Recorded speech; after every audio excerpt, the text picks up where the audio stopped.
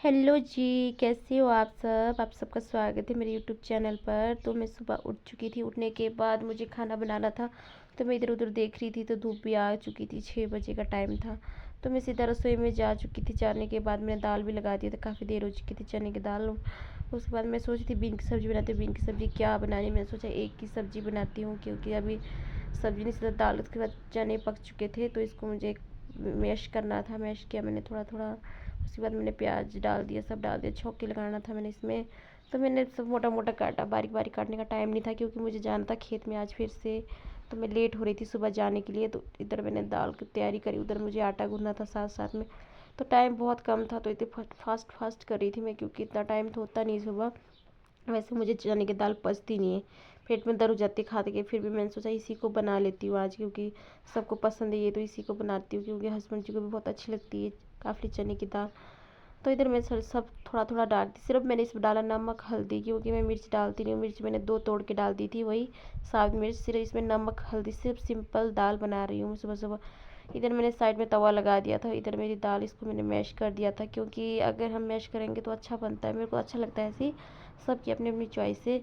उसके बाद इधर दाल लगा दिया था मैंने। ये दाल भी साथ साथ में फ्राई हो रहा था। उसके बाद मैंने इसमें पानी डाल दिया, तो कुछ इस प्रकार की अभी उबलेगा। तो इसमें टमाटर दिख रहे होंगे। फिर मेरे को ऐसे ही अच्छा लगता है, ज़्यादा खुरा हुआ टमाटर अच्छा नहीं लगता, जिसको एकदम मैश करते हैं ना वैसा अच्छा लगता। तो मैंने इसमें रख दिया। साइड में मैंने आटा गूंद दिया था। उसके बाद मैं रोटी बना रही थी, चपाती भी साथ साथ में बना रही थी। तो मैं सुबह जल्दी में थी, इसलिए मैंने मोटी मोटी रोटी बना रखी थी ज़्यादा। तो आजकल ऐसा हो चुका है ना, मैं जितनी मर्जी सोचती हूँ रोटी फुलाने का, फूलती नहीं, क्योंकि आटा एकदम गूंद के कहाँ फूलेगी रोटी। थोड़ा सा आटे को भी रेस्ट करने को मिलेगा तभी फूलेगी ना। इधर मेरी दाल भी साथ साथ में बनी थी, ये देखिए गाइस, वाह, फूली फूली रोटी थोड़ी सी फूल की। तो मैं खुश हो रही थी कि आज तो थोड़ी सी रोटी फूली।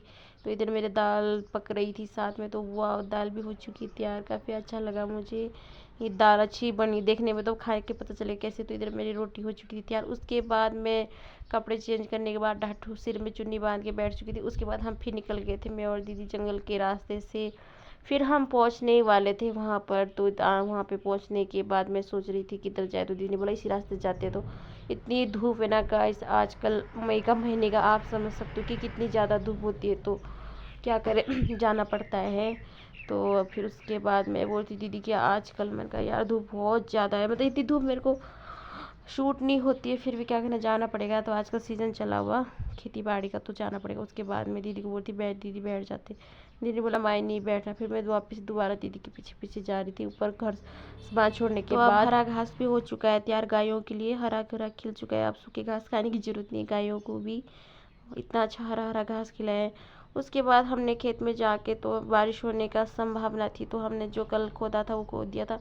जो हमने कल लहसुन काटे थे उनको हमने उठा के आज ऊपर ले जाना था, जहाँ स्टॉक करना है लहसुन को, वहाँ ले जाना था। तो इधर सब भर रहे थे लहसुन। मैंने बोला ठीक है भर दो दीदी, तो दीदी ने बोला ठीक है मैं भर देती हूँ माया।